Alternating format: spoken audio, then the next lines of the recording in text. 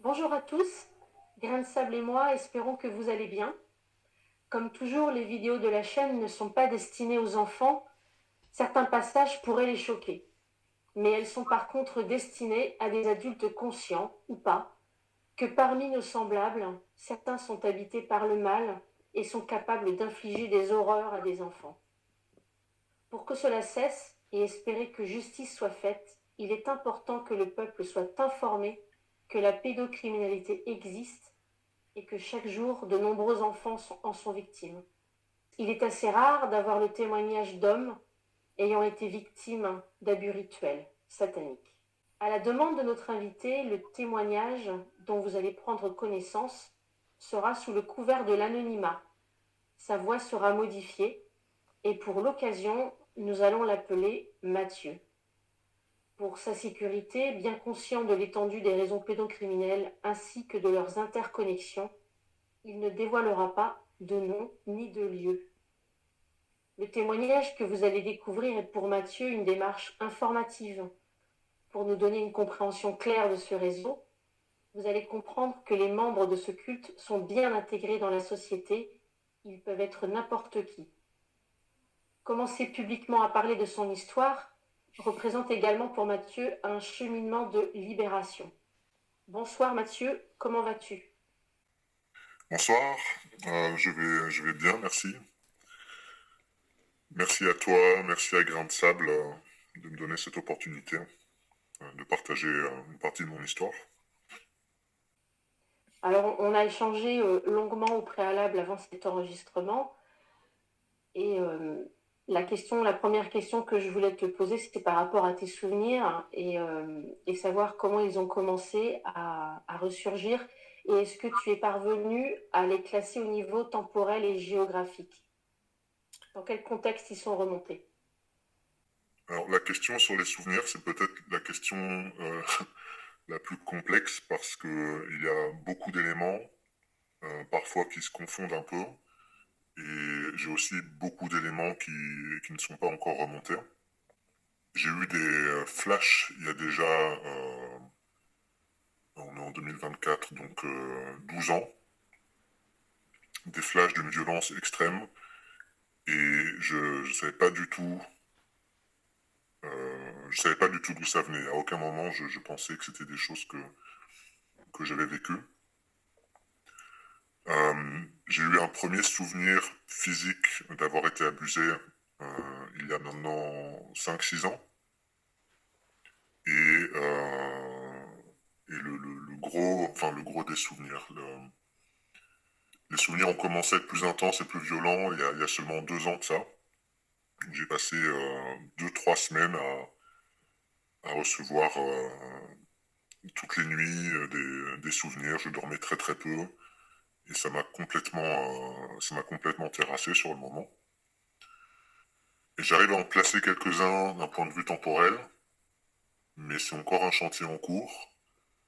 Je fais attention du mieux que je peux sur les souvenirs que je valide, sur lesquels j'ai aucun doute, et sur les déductions que je peux en tirer, qui du coup sont moins factuelles, mais sont plutôt une façon de comprendre et de mettre dans un narratif qui fasse du sens. Euh, la dissociation, ça demande de faire attention à ce travail-là, parce qu'on peut avoir un souvenir qui revient et on revit vraiment quelque chose de façon très évidente. Et la semaine d'après, on peut repenser à ça et ça devient... on se demande si on l'a rêvé, on se demande si c'est bien réel. Et donc, en effet, oui, le fait de noter, surtout au début où les souvenirs remontent, le fait de prendre des notes, de revisiter un peu ces endroits en moi qui ont été abîmés aussi, ça m'a permis je pense que ça me permet d'avancer avec un petit peu de confiance dans ce qui se dévoile et dans ce que j'en fais, quoi. Parce qu'au début de tes souvenirs, comme il n'y avait pas vraiment de choses précises au niveau des visages, tu pensais que c'était lié à de l'inceste et lié à une personne en particulier. Et c'est plus tard que d'autres souvenirs, pardon, sont venus compléter une compréhension et tu as compris que c'était d'ordre réseau et avec plusieurs personnes, avec plusieurs auteurs. Mais au départ, tu pensais que c'était intrafamilial. C'est ça, c'est ça. Au début, je pensais que c'était les premiers souvenirs impliquaient mon père. Et, euh, et ça faisait du sens d'une certaine façon, bien que bon, voilà, le discours était pas. Enfin, ça faisait du sens tout en faisant pas de sens, parce que bon, de toute façon, c'était bizarre de me retrouver avec ça. Mais il m'a fallu, après ce premier souvenir qui est remonté, quelques années pour comprendre que j'avais subi des abus de groupe, des abus sexuels de groupe. Donc à ce moment-là, je pensais encore que c'était lui et qu'il nous avait mis dans des réseaux ésotériques, des choses de cet ordre. Et il a fallu après ça encore 2 ans pour que des mémoires plus violentes remontent. Et oui, en final, ça a été assez... je crois que ça fait à peine un an. C'était en septembre l'année dernière. Ça fait que j'ai compris que en fait, c'est un autre membre de ma famille qui nous amenait et qui gérait un peu qui gérait tout ça, quoi. Et dans tes souvenirs, tu parles d'ésotérisme pour le caractère ésotérique, pour qu'il soit établi. J'imagine que tu te souviens de symboles, de couleurs, d'objets ou de chants. Je me souviens, je me souviens de chants. Je me souviens d'une ambiance très, comment on dit, très solennelle, et avec des chants, des voix graves, des hommes qui sont alignés avec des cagoules. Euh, Ma mémoire visuelle elle est un peu floue, donc je n'ai pas de détails de symboles ou de signes. Par contre, je me souviens très bien de rituels et des choses qui nous faisaient faire pendant ces rituels. Et je prête à ces rituels, du coup, voilà, un caractère ésotérique et occulte. Oui, tu avais conscience que tu étais utilisé dans un contexte rituel avec des chants, des gens habillés d'une telle manière que on ne s'habille pas comme ça dans la vie de tous les jours, donc c'est un caractère rituel. Mais est-ce que dans les souvenirs, après, si ça t'est pénible de le raconter, est-ce que dans les choses qu'on t'a demandé de faire, est-ce que ce sont les souvenirs, j'imagine, les plus douloureux, si tu en as eu de cet ordre d'actes qu'on t'a demandé de faire? Alors, oui, oui, je veux bien, et d'une certaine façon, c'est pour ça que je suis là. Mais je préfère dire avant que enfin, ce qu'ils nous font faire, c'est terrifiant, mais euh, ça dépasse la raison de toute personne normale, on va dire. Ce que je veux dire avant, je pense que ces gens-là font ce qu'ils font par peur, par manque de confiance totale envers eux-mêmes, envers leur capacité de faire face au monde d'une part, par eux-mêmes, et de faire face à ce qu'ils ont en eux.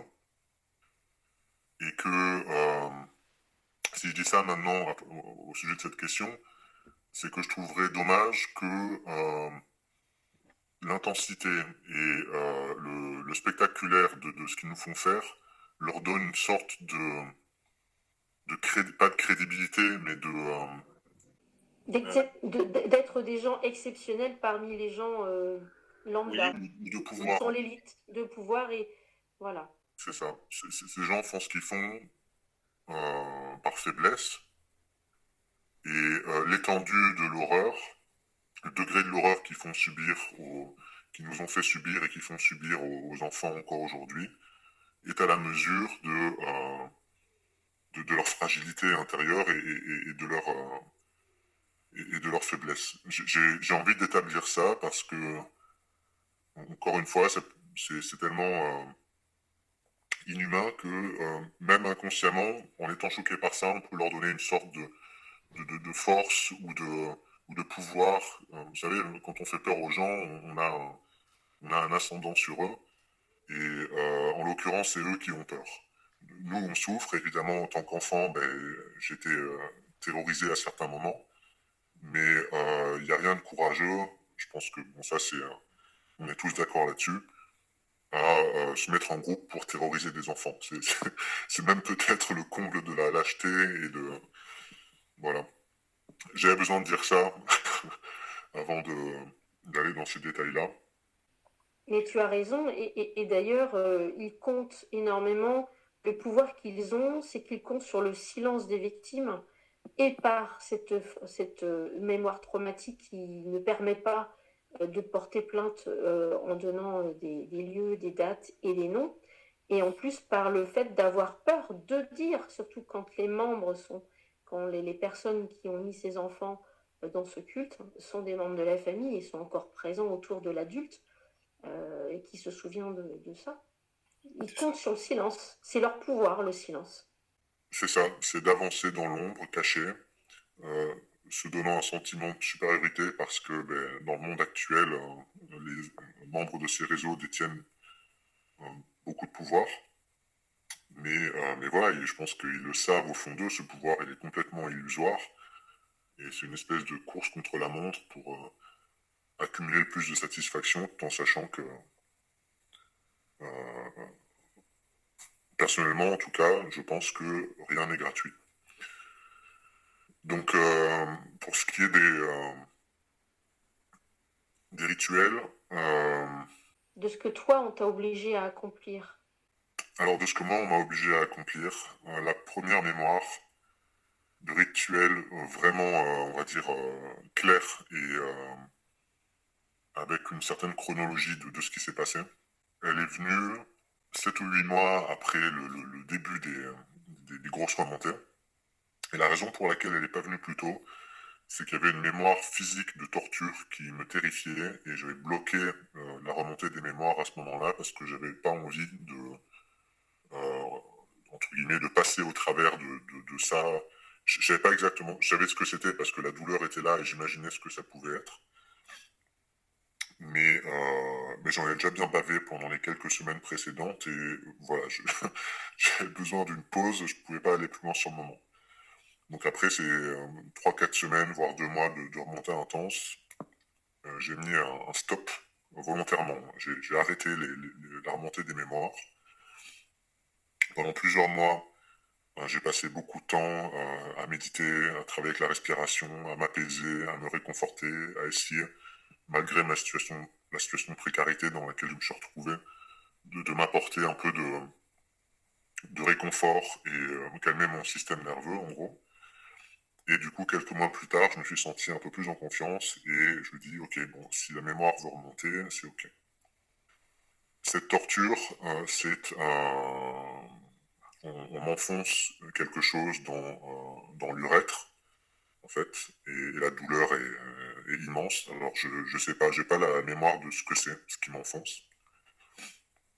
Je sais que la douleur est très très forte et que ça a déclenché une forme de dissociation. Et donc, quand j'ai laissé remonter cette mémoire-là, euh, donc la scène est revenue, du coup, avec ces hommes en habits noirs, avec des cagoules. Mais ce à quoi je m'attendais pas, c'est que c'était que le début de la scène. Et donc, euh, et donc voilà, il y a cette torture. À la suite de quoi, il y a une espèce d'autel en pierre juste devant moi, à hauteur de hanche. Et il place un bébé euh, sur cette, euh, sur cette table de pierre, en positionnant mon sexe dedans. Et là, parce que du coup, je suis extrêmement dissocié à ce moment-là, et je me souviens plus si c'est ma main, si c'est leur main, qui vient avec un couteau euh, ouvrir le bébé. Et ensuite, on me met à manger des choses qu'il y a dedans, quoi. Donc, j'ai pas le détail sur D'accord. quel organe, quel quoi, mais la mémoire était assez euh, claire, comment dire, les sensations physiques étaient très claires, quoi. Oui, voilà. Ça s'accompagne aussi de toute l'émotion et toutes les sensations physiques, les odeurs. Dans toute cette période où tu as eu ces souvenirs et surtout celui-là qui est quand même extrêmement difficile, est-ce que tu as pu avoir du soutien autour de toi, un thérapeute, des amis, ou un membre de ta famille avec qui tu peux en parler? Alors, membre de ma famille, euh, j'ai un frère qui a vécu les mêmes choses, qui s'est un peu éloigné. La famille est compliquée, hein, je vous imaginez avec toutes ces histoires. On s'est un peu éloigné, mais lui, il avait des souvenirs depuis plus longtemps que moi, et il s'était éloigné. Moi, j'étais resté en contact avec les bourreaux, avant que les mémoire ne remonte. Et lui s'était éloigné, et je ne savais pas exactement pourquoi. Il avait parlé de ses abus, mais d'une façon assez vague, ou en tout cas, je ne sais pas si je comprenais pas ou quoi. Donc quand les mémoires ont commencé à remonter, j'ai pris contact avec lui, et on a pu échanger un petit peu. Et c'était précieux parce que les mémoires sont tellement folles parfois qu'on se demande, voilà, quand les mémoires remontent, c'est évident et on est pris par la scène, tout ça. Mais quand on se réveille le lendemain matin, voilà, on se demande si on n'a pas rêvé, on se demande un peu ce que c'est tout ça, quoi. Et là, le fait d'avoir un autre membre de la famille qui a des mémoires qui collent, qui sont du même ordre et qui pour certaines sont les mêmes, ça m'a beaucoup aidé. J'ai aussi un psychologue qui m'accompagne depuis un certain temps et qui m'accompagnait déjà à ce moment-là, qui est très au fait de l'amnésie traumatique. Ça, c'est une chance pour moi de l'avoir trouvé parce que au final, il y en a assez peu qui sont au courant et s'ils sont au courant, qui sont capables d'accompagner ça comme il faut. Et à des moments, au début où les mémoires sont remontées, en fait, des fois, je me demandais juste. Le matin, je me réveillais dans un état de panique totale quand les mémoires remontaient qui étaient trop fortes. Et j'allais au travers de ma liste de contacts sur mon téléphone en me disant en qui j'ai confiance et qui c'est qui pourrait m'entendre. Et il fallait que je parle à quelqu'un, je savais pas à qui. Et ça m'est arrivé d'appeler des personnes que je connaissais depuis 10, 20 ans, mais à qui je n'avais pas parlé depuis plusieurs années, et qui ont été là une ou deux fois pour être là, en fait. J'avais besoin que quelqu'un soit là et je savais pas à qui parler. Donc, qui m'ont aidé ponctuellement comme ça, et ça m'a permis de... Ça fait un peu... Je pense qu'on n'est pas fait pour être des animaux seuls, en fait, pour être des êtres humains seuls, en fait. On a besoin de cette altérité. Et de se retrouver seul avec des choses tellement intenses, c'est ingérable, quoi. Bien sûr. Et donc oui, j'ai pu m'entourer d'aides qui, certaines étaient un peu... voilà, qui n'ont pas toutes duré sur le long terme, mais en tout cas qui m'ont aidé ponctuellement, qui m'ont beaucoup aidé ponctuellement. Et dans nos échanges au préalable, hein, tu as évoqué aussi des trous noirs que tu avais dans ton emploi du temps pendant ces périodes de remontée de souvenirs. Est-ce que tu peux en parler, comment sont vécus ces trous noirs? Alors, trou noir dans mon emploi du temps, je ne me souviens pas d'en avoir eu de plusieurs jours. J'ai euh, j'ai eu beaucoup de blackout à des moments, je sais pas comment on dit. Ouais, c'est peut-être des trous noirs du coup. Pendant un certain temps, c'était avant que les mémoires ne remontent. J'étais adulte et maintenant je pense que je comprends ce qui s'est passé. J'en suis sûr on va dire à 99%. J'avais des blackouts qui des fois duraient 20 heures et je me réveillais, j'étais complètement à l'ouest, à côté de mon corps, à côté de la plaque. Il me fallait plusieurs jours pour me remettre d'aplomb. Euh, J'allais aux toilettes et je saignais quand je faisais mes besoins. Il y avait du sang qui sortait, du sang rouge, quoi. Et c'était régulier. Sur le moment, je mettais ça sur le dos de la fatigue. Et avec le recul, j'en suis arrivé à comprendre, et seulement récemment, que même en étant adulte, j'étais encore dissociable. Et c'est extrêmement particulier de se rendre compte de ça, surtout, bon, j'imagine que c'est particulier pour tout le monde, mais je suis quelqu'un qui pratique beaucoup de techniques de méditation et d'autres choses avec, voilà, on essaie de prendre conscience de la conscience, de comment on sent, de comment on est, et se rendre compte qu'on peut vivre des événements euh, la veille, l'avant-veille, et n'avoir aucun souvenir, c'est assez particulier. Et donc je pense que pendant cette période-là, les troubles physiques, les blackouts qui duraient souvent au moins 20 heures, je pense que je dormais pas pendant 20 heures, je pense que des personnes du réseau avaient accès à moi. J'ai une petite idée de qui. Pour le coup, j'ai pas de mémoire claire sur ce qui s'est passé pendant ces blackouts. Étant donné l'état dans lequel je me trouvais en me réveillant, je me dis que c'est très possible que j'ai été drogué. Et, euh, et voilà, je pensais que j'étais juste malade en fait, que je savais pas ce que c'était. Il y a plusieurs pistes, effectivement. Il y a le fait que tu sois dissocié, et même en étant adulte, la dissociation continue.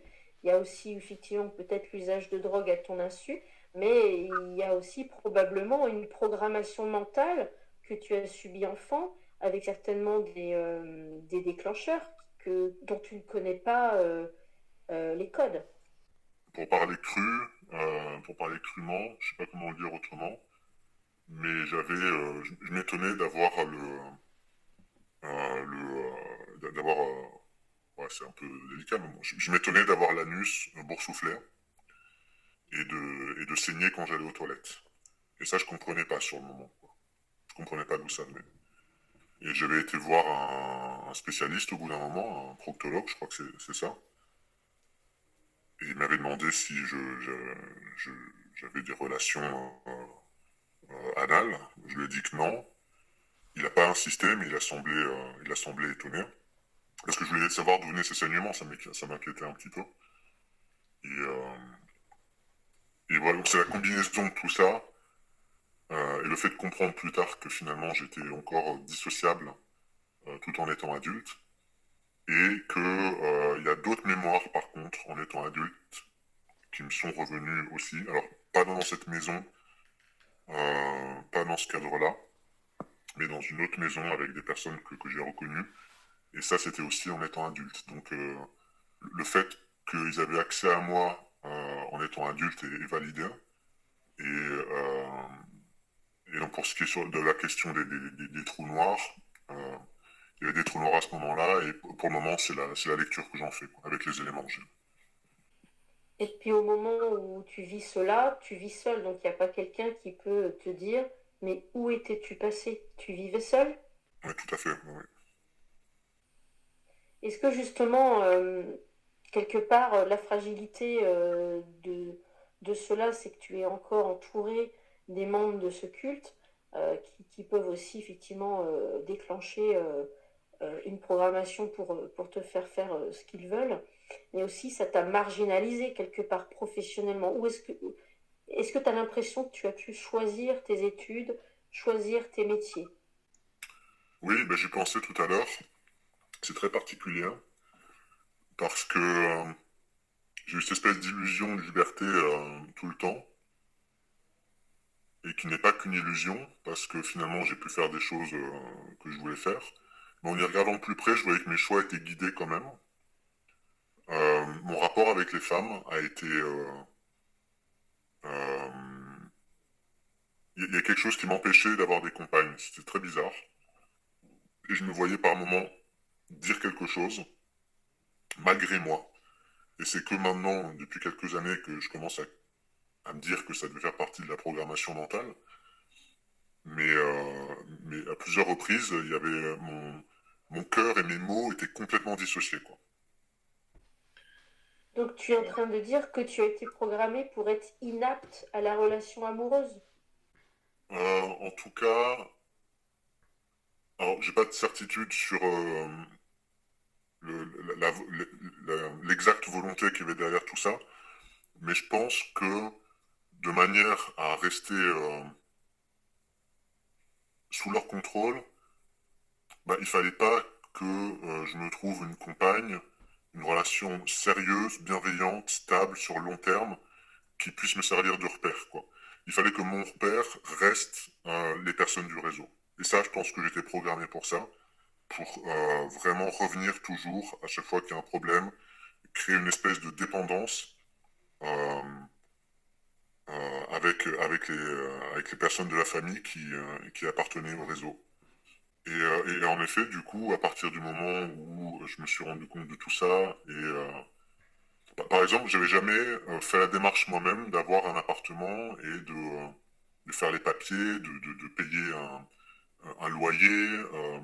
Il y a une espèce d'inaptitude qu'on pourrait assimiler à une forme d'autisme ou quelque chose comme ça. Et je pense que cette inaptitude, elle peut aussi tout à fait être une conséquence, on va dire, naturelle des tortures et des abus qui ont été subis. Mais je pense que c'est au-delà de ça. Je pense qu'elle a été programmée pour que je reste dépendant et pour que je reste, on va dire, ouais, accessible et qu'ils aient une main mise sur moi, quoi.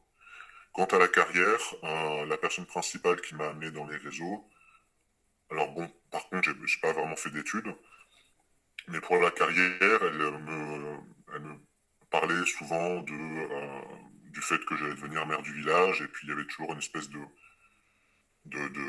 potentiel politique qui flottait dans l'air, quoi.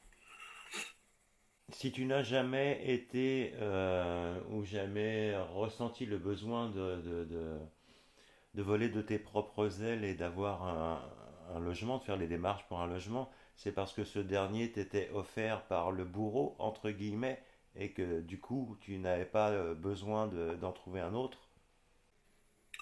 Non, c'est vraiment une forme de... Le mot qui me vient, c'est d'incapacité sociale, de pas comprendre, parce que j'ai pu partir à l'étranger. Finalement, la première fois que je suis parti à l'étranger, c'était sous l'impulsion de mon bourreau, donc ça, je pense que c'était contrôlé d'une certaine façon. Mais les deux autres fois, je pense que c'était de mon vouloir propre. Et donc je pense qu'ils mettent une forme de confiance dans, dans le fait que ben, on est tellement pris, enfin je veux dire, c'est tellement profondément enfoui tout ce qu'ils nous ont fait que de toute façon on va revenir et qu'ils auront de toute façon une emprise sur nous, quoi. Mais ton chez-toi, quand tu revenais de tes voyages, ton chez-toi était payé par qui? Par toi? Ben, je suis revenu et j'ai eu une colocation avec des gens qui a foiré très rapidement. Et du coup, je me suis retrouvé en effet dans la maison où sont passés les trous noirs que je disais tout à l'heure et qui appartenaient en effet à mon bourreau. Cette maison appartenait à mon bourreau. Et donc, en effet, il y a une forme de dépendance qui est là et qui est désagréable. Je sentais que la situation n'était pas claire, j'avais envie de m'en émanciper, mais c'est comme si... je sais pas comment dire exactement. Mais en fait, ce culte n'attend rien de toi. Tu n'as pas été spécifiquement entraîné pour être quelqu'un comme ci ou quelqu'un comme ça. En gros, tu es en mode flottement, il te garde sous la main, mais tu as l'impression que tu as un libre arbitre. Et en plus, on te fait miroiter, voilà, une personne de ta famille te dit tu seras maire du village, je vais m'occuper de ta carrière, je te loge. Donc tu as l'impression que c'est de la bienveillance, mais c'est pour mieux te garder près d'eux. Ben, avec mon bourreau, alors dans les programmations, je les ai notées là, mais il faut que je les retrouve. Dans les programmations que j'ai subies, je me souviens d'entraînement à l'éloquence, d'entraînement à parler devant, d'entraînement à être adulé, ce genre de choses en parlant devant des gens. Donc je sais pas exactement si s'ils ont fait ça pour moi plus tard ou s'ils ont fait ça mais que quelque chose a foiré et qu'ils ont abandonné le projet, je saurais pas dire exactement. Pour ce qui est de cette espèce de fausse générosité, j'ai toujours senti que c'était pas clair, la générosité entre guillemets, de mon bourreau et que euh, même sans avoir aucune idée de l'histoire, voilà, de ce que j'avais vécu et du contexte, j'ai toujours senti que c'était pas clair. C'était plus quelque chose qui m'enfermait que plutôt quelque chose qui me libérait, quoi, qui me permettait de m'émanciper. Ça, je l'avais toujours. Ça fait longtemps que je le ressens, ça. Et je voudrais revenir justement sur les programmations ou des techniques ou un entraînement. Là, tu parlais de l'éloquence, on t'entraînait à être éloquent ou à avoir de l'admiration, ou j'ai mal compris. Est-ce que c'était dans un contexte avec plusieurs enfants du même âge que toi qui recevaient la même éducation, la même programmation? Est-ce que tu t'en souviens? Alors, je me souviens d'être amené et qu'en effet, il y a plusieurs enfants.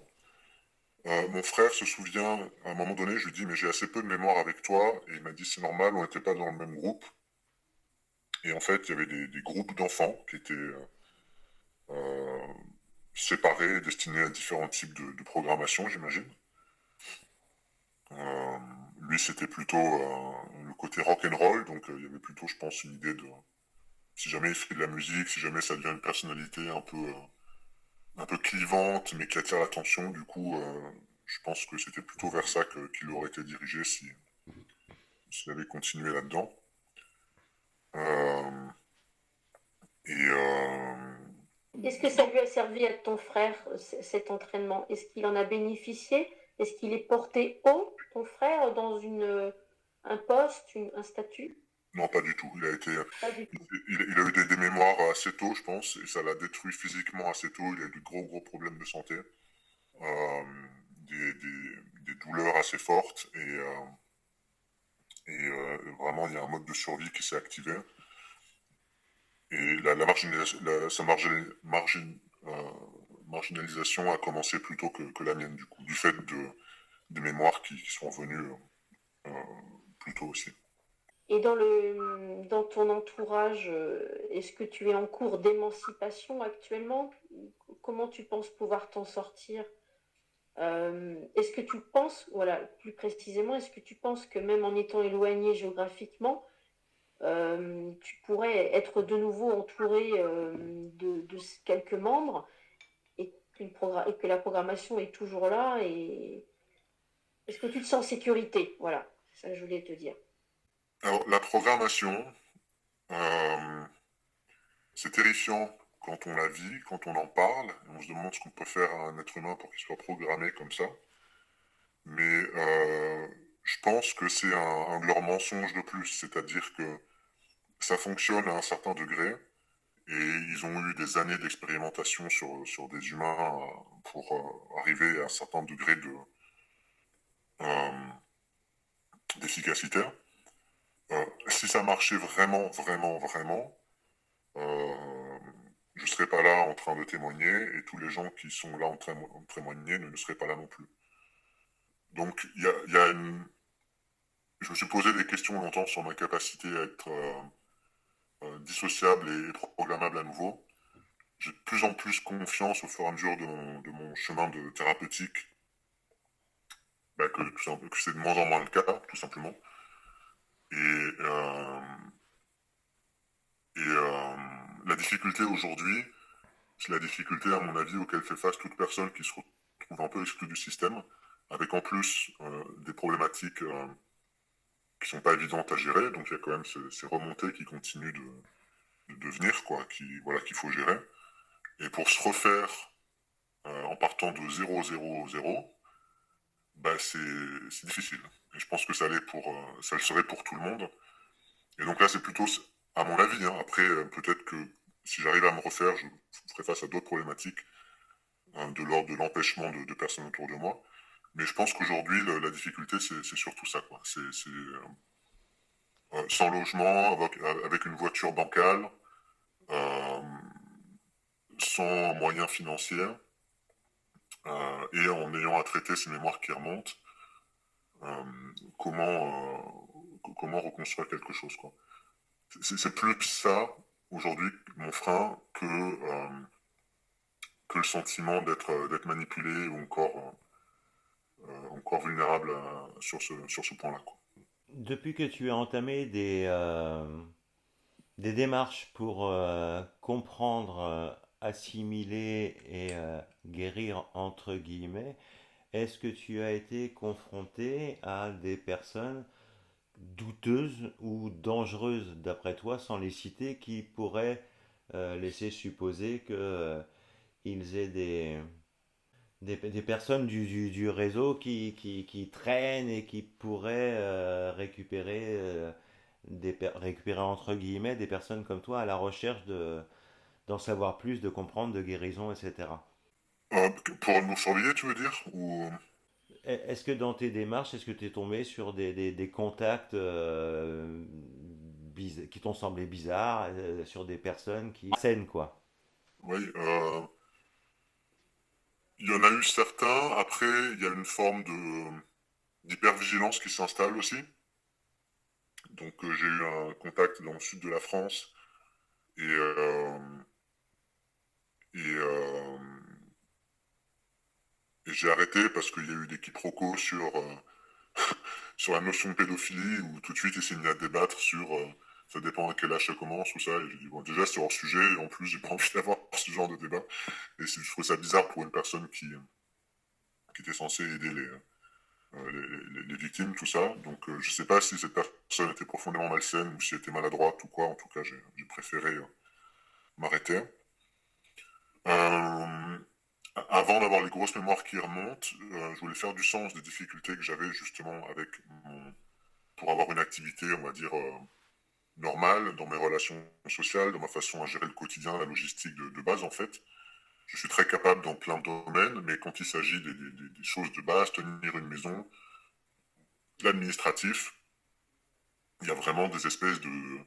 Je fais face à des blocages intérieurs qui sont d'une intensité assez énorme, quoi.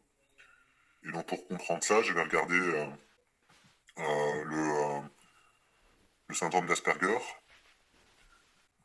et je me suis fait diagnostiquer Asperger par un médecin qui était spécialisé. Donc c'était pas un diagnostic officiel parce que je suis pas passé par tout le processus, tout ça, mais ce médecin était à la tête je sais plus comment ça s'appelle, mais la maison du handicap qui diagnostiquait Asperger dans la région. Et ça lui a pas mis longtemps pour en effet me diagnostiquer Asperger. Et là encore, sur le moment, je me suis juste senti mal à l'aise par rapport à différentes choses. Euh, et après, j'ai tiré des conclusions par rapport aux autres mémoires qui me sont revenues, que c'était possible en effet que cette personne faisait partie des réseaux. Notamment, il y a beaucoup de médecins. Mon frère se souvient surtout des médecins et des avocats qui étaient là lors des, entre guillemets, parties fines. Et donc, voilà, j'ai pas de certitude à 100% sur lui, mais je pense que c'est possible. À part ça, quand j'avais une petite boutique avant les mémoires, et il y a des personnes qui sont venues à la boutique, qui sont devenus des réguliers, et qui montraient une espèce d'affection pour moi, et c'était un peu, il y avait quelque chose de, il y avait des trucs qui collaient pas exactement, mais bon, je me disais, bon, c'est sympa, il apprécie ce que je fais, tout ça. Et qui me posait des questions sur mes capacités ésotériques, sur mes capacités euh, télékinésiques, faire bouger les choses, tout ça. Et c'était pas des sorciers avec une canne, des cristaux partout, c'était des gens qui ressemblaient plutôt à des VRP, ou à en l'occurrence, je pense que c'était un commercial, le bonhomme. Et ça m'est arrivé plusieurs fois d'avoir des personnes qui m'interpellent en posant des questions sur mes connaissances et capacités ésotériques. Alors que dans ta boutique, tu ne vendais pas ça. Le thème de ta boutique, effectivement, ce que tu cites, ça pourrait faire penser effectivement à des gens qui restent près de toi. Et en posant ces questions, ils veulent te faire comprendre, on est là, on n'est pas loin. S'ils veulent être discrets, ils sont discrets. Et ça, pour moi, c'est pour te dire c'est pour te faire un signe que on sait qui tu es, quoi. Je sais pas, parce que à ce moment-là, moi, j'avais aucune conscience ou aucune idée que j'avais vécu tout ça et qu'il y avait un réseau malveillant autour de moi. Donc, je sais pas si c'était pour me faire comprendre, je pense que c'était plutôt pour être là, quoi. Parce qu'à ce moment-là, j'avais voilà, j'avais aucune idée de ce qui se passait en fait, quoi. J'avais aucune idée de qui j'étais au final, quoi. Toute une partie de ce que j'ai vécu et de ce que j'ai et de toute cette partie-là m'était complètement inconnue en fait. Mais eux ne le savaient pas. Donc, quand les victimes d'un réseau deviennent adultes et sont un petit peu moins, ils sont pas placés, donc ils sont pas spécialement utiles entre guillemets, mais ils ont une certaine utilité. Ben, ils veillent, hein. Ils veillent à ce que rien ne déborde. Oui, voilà, c'est ça. Ouais, tout à fait. Pour lui faire savoir, c'était plutôt pour être là, quoi. Ah oui, tout à fait. Et je voulais rebondir sur ce que tu disais par rapport aux techniques de programmation où tu disais que c'était pas forcément de la violence. Alors peut-être que tu t'en souviens. Non, ce que je dis, c'est que c'est un mensonge. C'est un mensonge de croire qu'on peut programmer un être et le changer à sa guise. On peut créer des failles psychiques avec une violence émotionnelle, une violence physique qui vont perturber son développement et qui vont l'amener à faire des choses dont il n'a pas conscience ou contre son gré. Ça, c'est possible. Mais on reste des individus, euh, comment on dit, euh, on, on, je sais plus ce que c'est le mot. On est libre de nos choix fondamentalement et on peut retrouver cette liberté-là. Et ces programmations ne sont pas euh, du tout. Faut pas être dans le fatalisme par rapport à ça. C'est terrifiant et c'est compréhensif que ce soit terrifiant, mais c'est avant tout un mensonge. Mais tout seul, on ne peut pas s'en sortir, je pense. Je pense pas que tout seul on puisse s'en sortir, non. Ouais, voilà, c'est ça. C'est qu'on peut s'en sortir, oui, c'est vrai. Il y a beaucoup de personnes qui témoignent qui ne sont plus victimes, enfin, ils sont plus sous contrôle de ces programmations. Mais il faut quand même un sacré chemin et y avoir des thérapeutes qu'il n'y a pas d'ailleurs en France assez. Des thérapeutes, alors peut-être dans l'amnésie traumatique, mais pas forcément des abus rituels en particulier. Et pour ce qui est de la violence des programmations MK, les scènes dont je me souviens, il y en a sans doute d'autres, ce sont des sessions tu parles de violence, mais c'est exactement ça en fait. C'est pas très subtil au final. En tout cas, pour ce que j'ai vécu, c'est une torture physique d'une intensité extrême, où ils font attention à ce qu'on reste bien éveillé. Et, et ça ouvre des brèches, c'est-à-dire que d'une certaine façon, on est obligé de tout lâcher, quoi. Toutes les portes sont ouvertes à notre psyché, tellement la douleur est forte. Et c'est là que, alors je me souviens plus des mots, mais je me souviens ça ressemble vraiment à un mauvais film où on programme des espions russes ou je sais pas trop quoi. Il y a une personne qui a comme un cahier, des feuilles quoi, et qui récite quoi, qui lit le truc. Et je pense que leur truc c'est la torture pour ouvrir la brèche et ensuite ils remplissent ça avec des informations, des codes, des choses comme ça quoi. Donc oui, ça se fait dans la violence et c'est extrêmement violent, ça c'est sûr. Bah, les techniques de MK Ultra ont traversé les continents. Ça a commencé par les nazis et la CIA a récupéré cela et maintenant c'est bien mondial. Ces cultes sataniques ou lucifériens les utilisent à leur guise et certainement qu'il y a des techniques qui ont bien évolué. Et moi j'ai une question. Quand tu as ces souvenirs d'enfant avec toi et quand tu poses la question à ton frère et qu'il te dit c'est normal, on n'était pas dans le même groupe, ça laisse sous-entendre que vous étiez quand même une bonne quantité d'enfants. Il y avait le groupe dans lequel toi tu allais et le groupe dans lequel ton frère allait. Tu as réussi à mettre un nombre d'enfants qui pouvaient être avec toi. T'étais, Non, j'ai pas. Je me souviens de fils d'enfants, en effet, donc je pense que c'est plus de 10. Je peux pas mettre de nombre. Euh, Depuis que les mémoires reviennent et depuis que je comprends ce qui m'est arrivé, et depuis que je comprends la cause de mes difficultés et de mes troubles, je regarde un peu plus près aussi les personnes de ma génération qui ont grandi autour de moi. La plupart ont des gros troubles, des grosses difficultés. Et la plupart n'ont pas de souvenirs ou très peu jusqu'à 10-12 ans. Et, et ça me fait penser que bon, la plupart enfin qu'un certain nombre de personnes qui habitaient autour ont subi, je sais pas à quel degré, nous on appartenait à une famille importante du secteur avec une lignée franc-maçonne de haut niveau euh, et un certain prestige au nom de la famille, tout ça. Donc c'est peut-être pour ça qu'on a eu droit aux entraînements poussés. Je ne sais pas si tous les autres enfants du coin ont eu droit à ça aussi. Mais je pense que la plupart ont été trafiqués au moins dans pour les orgies ou les voilà, qui ont servi d'objets sexuels. Je pense qu'il y en a beaucoup dans le secteur. Et tu parles de village, pas de ville, donc avec un Oui, nombre d'habitants relativement restreint.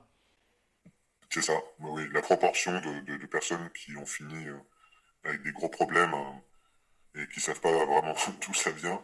Enfin, chacun se trouve des explications, hein. Moi, j'ai cru que c'était Asperger pendant un moment. D'autres disent que c'est la drogue, mais finalement, la drogue, on n'y va pas sans raison non plus, quoi. Euh, D'autres, il n'y a pas de raison du tout. C'est juste des difficultés, des troubles physiques qui correspondent à des espèces de tensions psychiques aussi. Ils savent pas forcément mettre quoi comme mot dessus. Et tout ça, ça touche au sujet qui dépasse aussi celui des abus de réseau. C'est le sujet de l'amnésie traumatique, qui est très peu connu. Et malheureusement, la plupart des gens qui connaissent aujourd'hui l'amnésie traumatique, ben, ce sont les personnes malveillantes qui en profitent, quoi. Et, euh, et ça, je pense que c'est un vrai sujet de société. Aujourd'hui, l'amnésie traumatique, c'est quelque chose qui est beaucoup trop peu connu.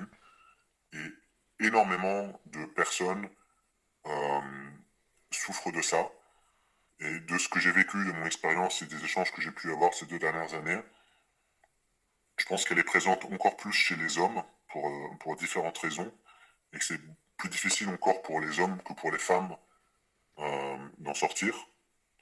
Et, euh, et que il y a beaucoup de gens aujourd'hui en France, parce que voilà, on est en France, qui ont vécu des violences physiques ou sexuelles ou très dures, comme c'est le cas pour nous qui sommes sortis des réseaux, et qui n'en ont que des séquelles, qui n'ont que des symptômes, et qui se font une raison avec ça, mais sans vraiment connaître la cause. Et je pense que quand on trouve vraiment la cause d'un symptôme, le symptôme se, pas forcément immédiatement, mais en tout cas, le truc se guérit, quoi. Donc quand on traîne des problèmes sur le long terme et qu'on pense savoir d'où ça vient, à mon avis, souvent, ça veut dire qu'on ne sait pas d'où ça vient et qu'il y a peut-être des choses sous le tapis dont on n'est pas conscient. Et dans ce village, encore une fois, sous la coupe, entre guillemets, Des personnes abuseurs ouais, douteuses, et quoi. francs-maçons. Voilà. Ce village qui. Donc les victimes enfants qui se retrouvaient dans vos groupes, à toi et ton frère, toutes devaient toucher les hameaux proches. Ce village, c'est combien d'habitants à peu près, à vue de nez? Le village, c'est 800 habitants, mais je me rends compte que la petite ville du coin, c'est présent aussi. J'ai échangé avec une victime quand j'ai été sur un forum d'amnésie traumatique qui, qui habitait ailleurs maintenant. Et à l'époque, je ne savais pas exactement le fin mot de l'histoire. Et cette personne, je l'avais invitée à un moment donné pour discuter un petit peu. Elle était venue et à la dernière minute, elle avait paniqué. Et en fait, parce que en fait, elle avait été abusée dans le même lieu. Et elle s'est demandé à la dernière minute si c'était pas un piège ou quoi. Et ça, c'est dans une ville annexe. Et donc, je pense que vraiment, il y a tout cette espèce de canton, ou je sais pas trop comment dire, où il y a cette espèce de main invisible. Et c'est vraiment invisible. C'est-à-dire que je pense que la plupart des gens sains dans le coin sont pas au courant qu'il y a ça. Et il y a des gens qui côtoient, qui ont été des victimes de ça.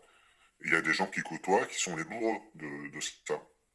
Et c'est extrêmement déstabilisant quand on en arrive à voir au travers de cette réalité de surface, quoi.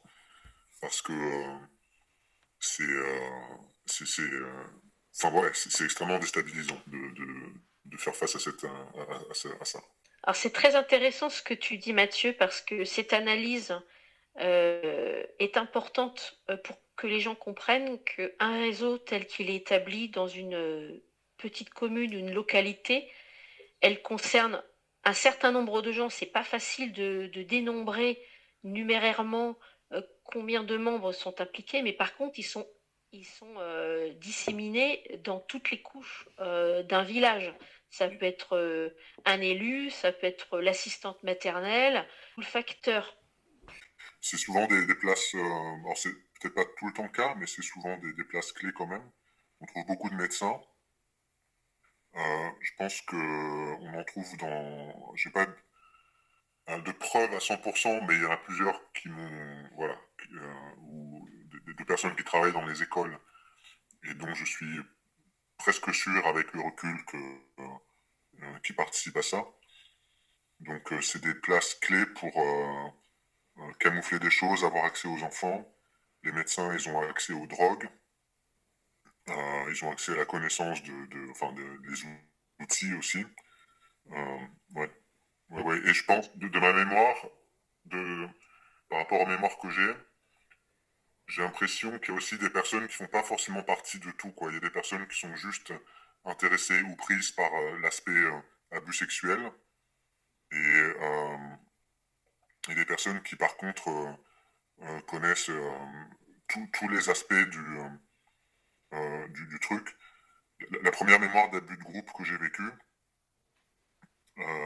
c'était dans une séance de MDR et j'avais des soucis, j'arrivais pas à m'en défaire. Je me disais peut-être qu'il y a un traumatisme derrière et je suis allé voir ça. Et voilà, je ne m'attendais pas du tout à ce qui allait ressortir. Ça a commencé par une scène d'étranglement où je me fais étrangler. Je suis dans une toute petite pièce. Je me fais étrangler par un fil ou quelque chose de très fin comme ça, jusqu'à ce que j'ai l'impression d'y passer. Et à la suite de ça, on m'amène dans une autre pièce où il y a tout un groupe d'adultes qui sont en état d'ébriété et ensuite voilà, il se passe ce qui se passe, quoi. Mais, euh, mais les adultes ne m'ont pas vu me faire torturer avant de venir avant de venir les rejoindre pour les abus sexuels, quoi. Et je pense qu'il y a vraiment, c'est un espèce de, comment on dit, c'est un écosystème. Tout le monde n'est pas au courant de tout. Il y a sûrement des choses qui sont utilisées pour du compromat. On va compromettre des gens en les faisant avoir des relations sexuelles avec des enfants. Et peut-être des gens qui s'attachent à ça et qui du coup continuent à consommer, mais qui n'ont pas forcément conscience de l'aspect torture et l'aspect rituel qu'il y a derrière. Et les mémoires que j'ai avec la programmation mentale, c'est le cadre souvent semble être un cadre militaire. Donc c'est vraiment comme s'il y a trois ambiances. Il y a l'ambiance orgie, il y a l'ambiance euh, rituel satanique et avec voilà, tout l'aspect ritualisé et dans lequel il y a des scènes de cannibalisme aussi de groupe. Voilà. Et il y a l'ambiance MK Ultra et ces trois ambiances bien distinctes. Euh, mon bourreau, je suis convaincu qu'elle avait accès aux trois. Mais je pense pas que ce soit le cas de tout le monde. Et dans les petites localités, je pense qu'il y a peut-être un bon nombre de personnes qui sont, entre guillemets, seulement, enfin des guillemets, pédophiles, et qui sont manipulables de ce fait, mais qui sont pas forcément impliqués dans les autres aspects du truc, quoi. Après, tout à l'heure, je vais rebondir sur les postes clés que tu évoquais. Quand il t'était susurré de devenir maire, c'est également un poste qui peut être utile Ouais, tout à fait, ouais. sur une communauté d'environ 800 personnes au minimum, sans parler les petites bourgades autour, quoi. Tout à fait. Ben, ça, c'est mon avis personnel par rapport à ce que j'ai vécu et de comment je ressens les choses. Mais je pense que beaucoup de personnes qui ont un peu de notoriété, bon, une certaine partie, bien sûr, sont des personnes impliquées consciemment et volontairement dans les réseaux. Et je pense qu'une autre partie sont des personnes qui sont issues des réseaux en amnésie traumatique mais qu'on a mis à ce poste-là parce qu'on a un ascendant sur eux. On peut les activer, les désactiver s'ils font une bourde. Enfin, c'est des gens qui sont autorisés à des places sur lesquelles ils ont une voix, mais qui sont sous contrôle. Par contre, qui sont pas forcément conscients de leur appartenance au réseau, quoi. Et puis, je pense qu'on peut tout de même faire une distinction. Et mon psy appuie très régulièrement là-dessus. Parce que je me dis, ben, j'aurais pu être un bourreau, j'aurais pu ceci. Et il me dit, non, non, c'est pas, il me dit, c'est pas dans ton ADN. Il me dit, c'est pas, il dit, à un moment donné, il y a un choix qui se fait. Et, euh, et une des raisons pour lesquelles je me retrouve dans cette situation aujourd'hui, c'est que j'ai fait le bon choix, on va dire. Et peut-être que c'est très tôt, hein, peut-être que c'est dès l'enfance, c'est quelque chose en nous qui dit non, en fait, à cette possibilité-là, même si elle nous est présentée de façon quasiment... on n'a pas le choix, quoi, avec une violence extrême. Il y a quelque chose en nous qui dit non. Et à ce moment-là, ils savent que bah, avec nous, il va falloir nous garder sous surveillance et qu'on ne sera pas forcément euh,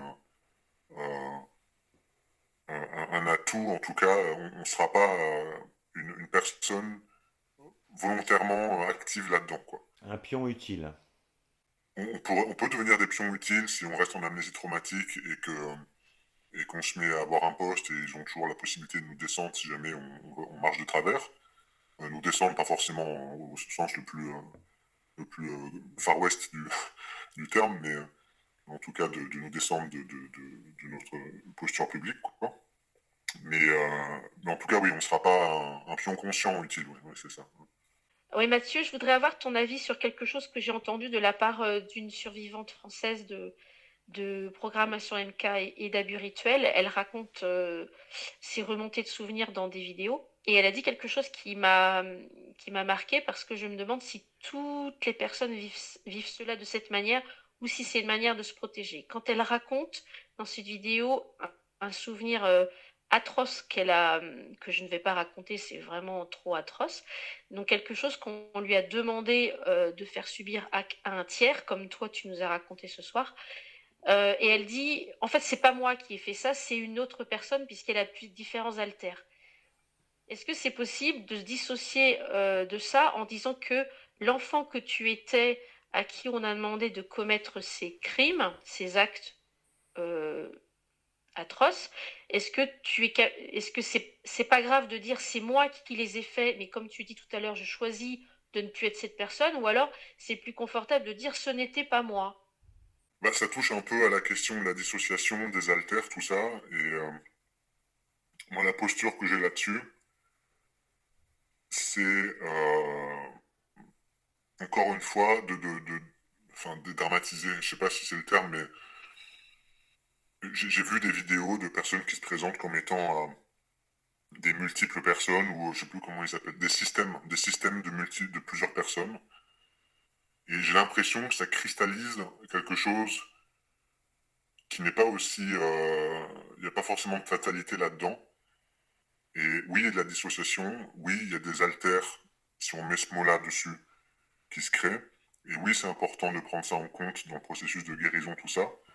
Par contre, c'est des parties de nous, et c'est des parties de nous qui sont abîmées, qu'il faut réintégrer, à mon avis, hein, qu'il faut réintégrer pour pouvoir guérir. Et peut-être que dans certains cas, elles ne seront jamais vraiment réintégrées. Je ne sais pas exactement.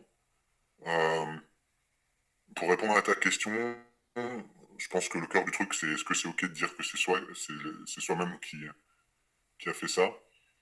Je pense, je pense que le contexte est là pour nous dire... mais dans la rhétorique, consciemment, moi je dis, bah, je sais que j'étais obligé par la violence. Ouais, on a vu des gamins mourir, se faire tuer devant nous de façon extrêmement brutale pour servir d'exemple. On est torturé régulièrement. Donc, je veux dire, même si c'est notre corps qui fait les gestes d'une certaine façon, c'est pas notre décision, c'est pas notre choix, c'est pas notre volonté. À aucun moment ce n'est représentatif de ce que l'on souhaite ou de qui l'on est. Et donc la question, je pense, elle est plus qui amène à cette situation et qui pousse à cet acte, quoi. c'est le bourreau en l'occurrence. Mais inconsciemment, j'ai découvert il y a peu de temps que malgré ce que je prétendais, il y a beaucoup beaucoup de culpabilité en moi et que c'est une des raisons pour lesquelles il y a certaines mémoires qui remontent pas encore. Et c'est en parlant avec un ami qui est très sensible et qui est impliqué dans le documentaire de Pierre Barniraz, donc quelqu'un avec qui j'ai pu échanger du coup une fois que j'ai fait des démarches pour me faire aider. Et il m'a dit, je sens beaucoup de culpabilité en toi. Et moi je dis, bah non, je crois pas. Mais en fait, il y a des choses, des fois, on les porte, c'est tellement en nous que nous-mêmes on le voit pas. Et il faut une personne en face pour nous le dire. Et quand j'ai touché à ça, je me suis dit, ah oui, en effet, c'est quelque chose d'assez énorme. Et donc, on va dire, rhétoriquement, je dis que non, on n'a rien à se reprocher à ce niveau-là, d'une certaine façon, parce que c'est pas nous qui faisons le choix, c'est pas nous qui créons la situation, et à aucun moment on a envie de faire ce qu'on nous dit de faire. Par contre, je pense maintenant que j'ai des parties de moi qui me le pardonnent pas encore, et que ce sera sans doute la prochaine étape de guérison, de faire la paix, de trouver cette culpabilité, de faire la paix avec ça, d'essayer de me libérer. Et voir ce qui se passe ensuite. Il y a probablement des souvenirs qui vont ressurgir à la suite de ça. Oui, Mathieu, je suis d'accord avec toi. Les actes que vous, les victimes, êtes obligés de commettre ne vous caractérisent pas, ce n'est pas vous. Effectivement, je suis d'accord. Et eux, ils essayent de faire en sorte qu'on s'identifie à ça. Tu as fait ça, tu aimes ça. Mais de toute façon, ça, c'est une technique de la plupart des bourreaux, que ce soit seulement des agresseurs sexuels ou dans le cas extrême des abus rituels. C'est de se servir des... dans le cas des agresseurs sexuels, souvent, ils se servent de la réponse. Le corps peut éprouver du plaisir parce que, tout simplement, on va toucher à des récepteurs, des choses qui sont prévues pour ça, d'une certaine façon. Et les agresseurs sexuels vont se servir de ça comme pour faire croire à la personne que c'est ce qu'elle voulait, c'est ce qu'elle aime, tout ça. Et ça, bien sûr, c'est un mensonge. Et c'est ce que ces gens essaient de faire avec nous aussi, en disant, voilà, tu vois, c'est pour ça que c'est fait, voilà. Ce témoignage que tu nous apportes ce soir, pour toi, il représente aussi une forme de libération, d'oser mettre des mots sur tout ça. Comme disait Colombe au début, il y a très peu de témoignages d'hommes, et je pense que c'est bien qu'il y en ait plus. Donc c'était un peu pour ajouter à ça. Et voilà, on a tous vécu ces abus-là à notre façon, et du coup on a tous un prisme de compréhension qui est différent, et du coup je me dis que le mien ajoute aussi quelque chose par rapport à ça. Et j'avais envie d'aborder le sujet des amnésies traumatiques un petit peu, parce que je pense que c'est important qu'on en parle, et à ce sujet-là, pour, euh, pour les personnes qui nous écoutent, il y a sans doute plein de gens qui sont pas prêts à entendre de cette réalité qui se passe, qui est atroce, mais on peut quand même parler à nos proches de ce sujet de l'amnésie traumatique, et rien que ça, c'est déjà une petite avancée à chaque fois, parce que c'est vraiment quelque chose d'extrêmement présent. C'est vraiment étonnant à quel point je me suis retrouvé confronté à ça en parlant avec des gens de façon complètement impromptue des fois. Et dans mon rapport au quotidien aux gens, je suis assez ouvert en fait. Donc quand je sens qu'il y a quelque chose de sympa et de léger, je vais rapidement m'ouvrir en fait sur, pas tout bien sûr, mais des aspects de ce que je traverse. Et souvent l'écho est assez fou au niveau des amnésies traumatiques. Je pense que beaucoup de gens euh, sont sujettes à ça. Et, et si des fois le fait d'aborder le sujet des abus rituels, tout ça peut être problématique dans certaines circonstances, tout ça, c'est normal, je pense qu'on peut au moins aborder le sujet des amnésies traumatiques, et ça participe à faire avancer le public. Donc, Et concernant l'amnésie traumatique, là où elle a toute sa place, c'est au niveau de la justice, puisque l'amnésie traumatique n'est pas reconnue et ne permet pas à une personne de porter plainte au moment où elle sait qu'elle a vécu et été victime d'abus. Et ça, c'est un gros, gros, gros problème. Ça faisait partie des préconisations du juge Durand pour la Civis numéro 1 et ça n'a pas été suivi des faits. Et également la prescription. Donc, levée de la prescription, reconnaissance de l'amnésie traumatique et normalement, bon, ça va faire plus de dossiers pour les juges. Hein. Malheureusement, ils vont avoir plus de travail et les enquêteurs aussi, mais ça va permettre quand même à des victimes d'y voir plus clair et de progresser dans une guérison. Oui, oui, c'est ça. Du coup, plus il y a de gens qui sont au courant de ça, plus ça va devenir une évidence qu'il faut le reconnaître. Et pour ce qui est de la justice, c'est un autre dossier, je pense, parce que ça reste compliqué. Euh, j'ai la chance, vraiment, mon psychologue, j'apprécie beaucoup. Et pour une amie qui voulait porter plainte contre une personne assez haut placée justement pour violence sexuelle sur ses enfants, et qui cherchait un avocat honnête et courageux, mon psychologue qui a vu des dizaines de dossiers de viol, d'inceste, tout ça, je me suis dit, tiens, je lui ai demandé s'il connaît un avocat honnête et courageux. Et j'ai vu son visage se déconfire au moment où j'ai posé la question. Et il m'expliquait que même si tous les avocats ne sont pas forcément pris dans les réseaux, la structure même de comment... enfin, je connais pas bien le truc, hein, mais rien que pour leur carrière, c'est pas bon d'aborder certains dossiers. Et le dossier de viol et d'inceste, clairement, ça fait partie de ces sujets que c'est pas bon pour eux d'aborder, quoi. Donc je pense que il y a... Encore une fois, c'est pas un sujet que je connais du tout, mais lui m'a bien expliqué quand même certains aspects. Et je me dis qu'il y a du boulot à faire avant que, avant que tout ça bouge un peu, quoi. Après, côté justice, tout remonte au garde des Sceaux. Et depuis pas mal d'années, quand même, ils sont pas forcément le cul propre, où ils ont été au courant d'affaires qu'ils ont étouffées, etc., etc. Donc, de comprendre la réponse par rapport au fait que bah, y a quelqu'un qui gère en haut, hein, le garde des Sceaux, et C'est ça. qui fait la pluie et le beau temps, et si tu tiens ton métier, etc., etc. Ouais. Et puis à un niveau un peu plus organique, apparemment, d'après ce qu'il me dit, c'est qu'il y a certains avocats qui vont plaider plusieurs cas en face d'un même juge, et que le rapport qu'ils ont au juge ben, influe aussi sur la décision finale qu'il va rendre, et que si l'avocat se présente avec des dossiers sensibles de pédocriminalité, tout ça, ben, c'est possible que le juge le prenne en grippe et que du coup tous ces autres cas perdent en chance d'aboutir, quoi. Donc il y a vraiment aussi une espèce d'autocensure un peu organique qui imprègne tout ce système-là, si j'ai bien compris, quoi.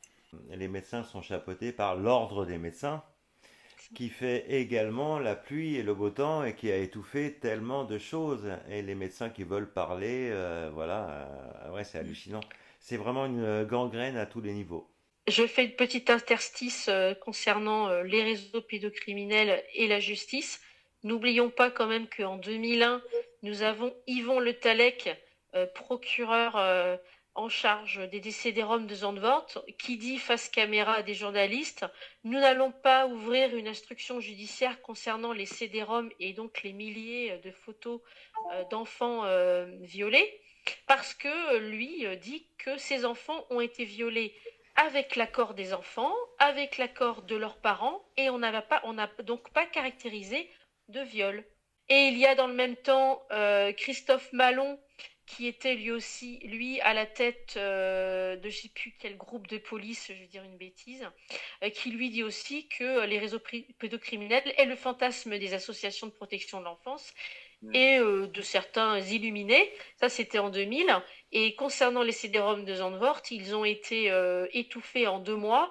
Elisabeth Guigou, quand l'Humanité a sorti, donc Serge Garde et Laurence Beneux ont donc sorti juste la tête des enfants pour que des parents dont les enfants sont disparus puissent éventuellement reconnaître leurs enfants dans ces CD-ROM. Là, évidemment, comme ces journalistes ont fait ça, il faut sortir du bois. Et Isabelle Guigou fait la petite vierge effarouchée à la télé devant Élise Lucet. Mais que les journalistes, ils ont des CD-ROM en leur possession, nous les donnent. Et Élise Lucet lui dit, mais les familles de victimes vous dites qu'ils ont déjà porté plainte il y a plus de 11 mois et vous les avez. Ah, mais non, je les ai pas. Si elle les a, puisqu'elle les avait depuis 11 mois, et même c'est avéré par source, puisqu'ils ont classé l'affaire en 2 mois, elle était déjà garde des Sceaux.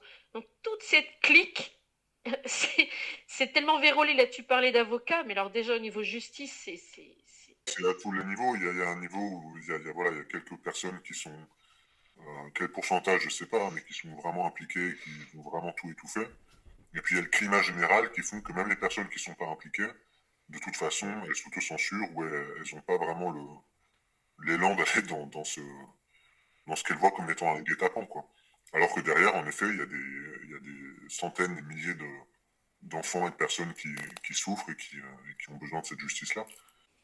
En tout cas, ce qui est intéressant avec ton témoignage, Mathieu, c'est du fait effectivement cette exception qu'un homme puisse témoigner, même si tu es sous couvert d'anonymat, c'est quand même, je trouve, courageux. Et aussi, l'analyse que tu fais du réseau dans lequel tu as été victime, qui est dans une petite commune, et ça me fait penser à une autre affaire qui est l'affaire Micoulet, où la fratrie Noémie, Pierre et Mathieu avaient donc témoigné que à Saint-Victor dans l'Ardèche, il y avait un culte satanique dans lequel ils étaient abusés, mais avec d'autres enfants, avec des souterrains. Et ça, c'était aussi dans une petite commune. Donc, oui, il y a des réseaux qui agissent dans des grandes métropoles, mais ce qui est bien que les gens qui écoutent sachent que c'est partout, ce n'est pas localisé dans des grandes métropoles. Voilà, et tu en es, Mathieu, là, tu mets une autre pièce au puzzle. Ouais, je pense qu'il y a des nids à certains endroits. Et en l'occurrence, comme je disais, du coup, du côté de la famille de mon bourreau, on est issu d'une grande famille d'avocats, en l'occurrence, et qui et du coup, il y a des allers-retours aussi. Et il y avait des allers-retours entre Paris et ici de personnes haut placées. Donc, mais voilà, qui rencontraient pas forcément les autres personnes pédophiles du coin qui sont pas de la même caste, entre guillemets.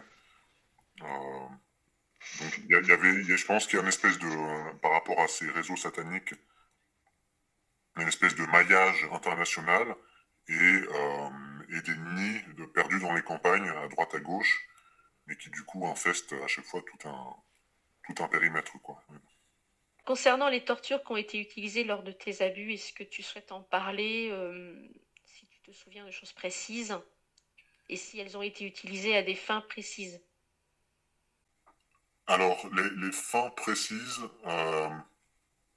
je suis pas sûr pour toutes, mais en tout cas, alors il y avait beaucoup d'électrochocs, de mémoires d'électrochocs, euh, qui me sont revenus. Je pense qu'une partie de ces électrochocs servait à effacer la mémoire parce que j'ai cru voir en me renseignant après que c'était utilisé pour ça. Euh, et puis les tortures qui me sont revenues et ça m'a passé quelques semaines à apaiser les mémoires et là juste en pensant ça se réveille encore un petit peu donc je pense qu'il y a encore de la guérison là-dessus. C'est des tortures avec des aiguilles et ça peut paraître rien comme ça mais bon c'est des aiguilles dans les bouts des doigts et dans le nez, à l'intérieur du nez, qui grattent sur le cartilage et dans les bouts des doigts qui vont jusqu'à l'os aussi. Et ça, c'est assez. J'ai appris après que c'était des tortures chinoises. Ça m'étonne pas du tout parce que je crois qu'ils étaient assez doués. Et ça, en l'occurrence, c'est assez horrible. Et, euh, et ça fait des tortures qui laissent pas de traces, quoi. Par rapport aux électrochocs, ça me rappelle Séverine et Amoris. Amoris qui a eu une expertise comme quoi il était devenu entre guillemets électrosensible. Ok, des séquelles qui ont été repérées longtemps après ou Ah, Maurice, il a témoigné quand il était enfant. Oui, Il avait moins de 10 ans. Et il ne supportait pas les vêtements sur lui déjà. Rien qu'un vêtement. oui, mais ça aussi c'est quelque chose par rapport à l'amnésie traumatique. que ne pas supporter des vêtements sur soi, le malaise social, l'incapacité à gérer certaines choses, tout ça, c'est des symptômes qui sont répertoriés comme des groupes de symptômes plus ou moins organiques pour répertorier les autistes Asperger. Et je pense qu'un certain nombre de personnes qui sont diagnostiquées avec de l'autisme léger ou du trouble de l'attention euh, sont des personnes qui ont subi alors soit des violences sexuelles de la part de l'entourage, et soit qui ont été trafiquées dans les réseaux. Et, euh, et voilà, je pense qu'il y a beaucoup de... Je pense que l'humain est beaucoup plus résilient et beaucoup plus sain qu'on le pense. Et que finalement, s'il y a tellement de gens abîmés aujourd'hui, que ce soit par les drogues, que ce soit exclus socialement, marginalisés, c'est qu'ils ont vraiment vécu des trucs durs, même si eux-mêmes, par moments, du coup, ne s'en souviennent pas forcément. Et, euh, et plus j'avance, du coup, dans le chemin de compréhension par rapport à tout ça, plus je suis convaincu de ça, quoi. Il y a pas de fumée sans feu, entre guillemets. Si quelqu'un va mal, c'est qu'il y a de la douleur derrière, quoi. Et concernant tu parlais de relations amoureuses qui étaient compliquées, est-ce que le rapport au corps ou à ton corps, c'est quelque chose de compliqué ou comment tu le vis? Alors, il y a... j'ai subi des espèces de séances d'hyperstimulation sexuelle quand j'étais dans ces réseaux-là, sur des longues périodes. Et voilà, c'était des formes de... Je sais pas exactement quel est le but. Je pense qu'ils voulaient faire de moi un esclave. Je pense que de rendre les gens accros au sexe, je pense que ça peut aussi les rendre facilement manipulables et contrôlables. Ma compréhension, c'est qu'ils ont voulu faire ça avec moi. Euh, donc euh, j'ai des compulsions, des fois masturbatoires et ce genre de choses qui m'ont, même avant que les mémoires remontent, me posaient question parce que j'avais une discipline sportive qui était assez intense et je me demandais des fois comment je pouvais continuer à avoir ça par moments sans que, voilà, enfin d'où ça venait. Et il y a des moments où je sentais, alors jamais été attiré amoureusement par un homme, mais à plusieurs reprises j'ai vraiment senti comme une espèce de compulsion sexuelle aussi. À des moments, je me sentais où j'étais seul avec un homme dans une pièce ou dans un endroit. C'est comme si il y avait un espèce de truc auquel je pouvais pas résister et qui me faisait, qui me demandait de le satisfaire sexuellement, quoi. Alors, de ma mémoire, je l'ai jamais fait. Je dis de ma mémoire parce que, du coup, ben, il y a peut-être des trous noirs à d'autres choses. Dans l'idée, je suis plutôt satisfait de pas l'avoir fait. Mais à plusieurs reprises, je me suis posé des questions sur ma sexualité. Je me suis demandé si j'étais pas un peu homosexuel ou voire complètement et que je me trompais avec les femmes parce que des fois c'était pas facile mon rapport avec les femmes, tout ça. Et il a fallu vraiment que les mémoires remontent pour que je comprenne que finalement euh, euh, ces élans étaient juste des symptômes post-traumatiques, quoi. C'était juste des mémoires traumatiques qui remontaient à très très très loin dans mon enfance et qui étaient imprégnées en moi.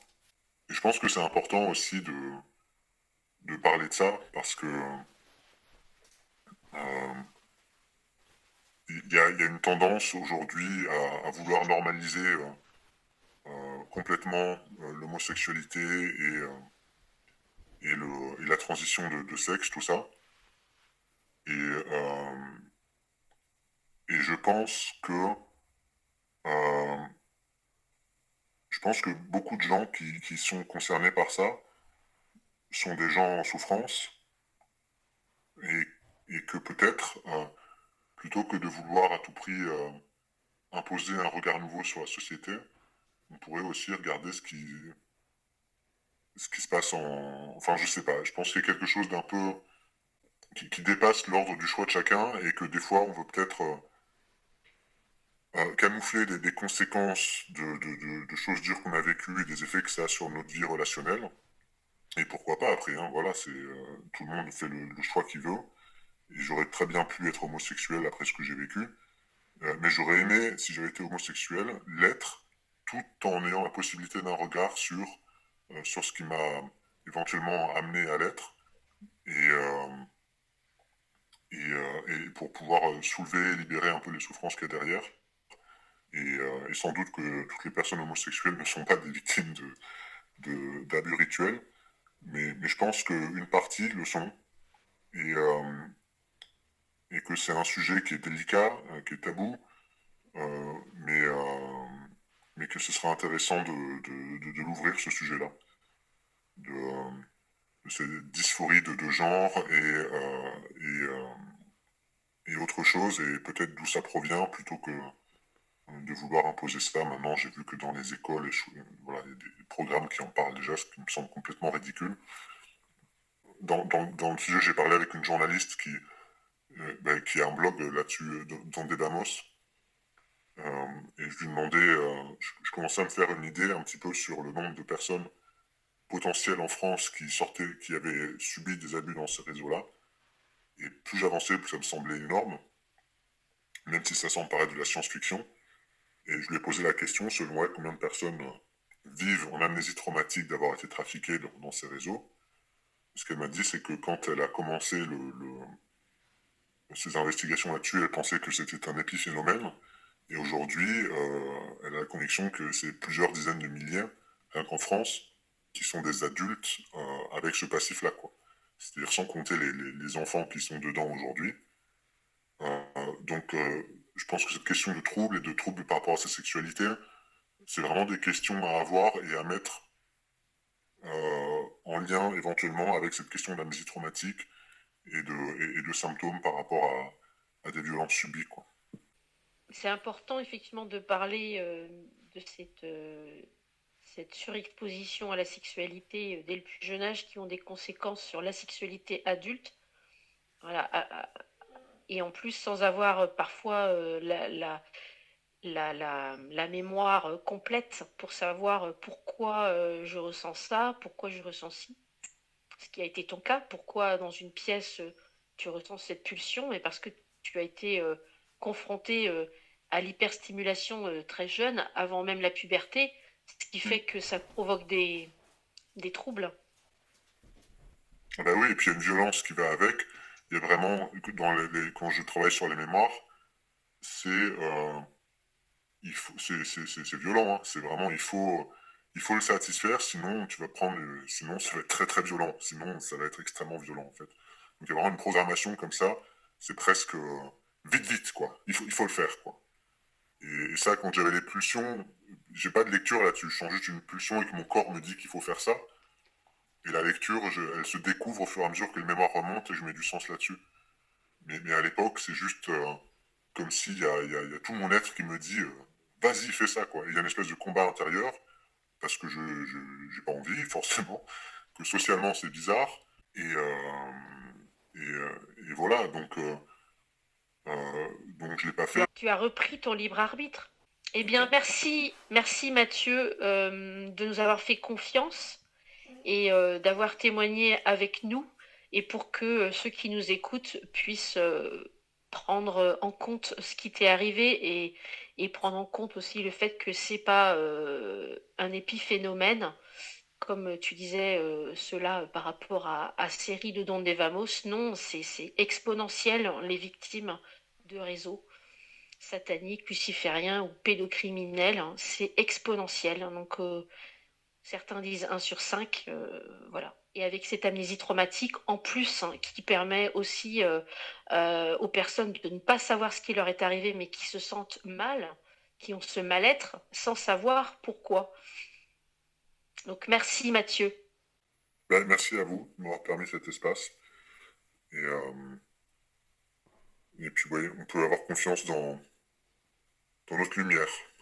Ok, bah merci Mathieu, merci Colombe pour avoir gérer de main de maître cette interview. Merci encore Mathieu d'avoir accepté de nous faire confiance. Et puis voilà, prenez soin de vous et de vos proches. À bientôt, ici ou ailleurs. Portez-vous bien.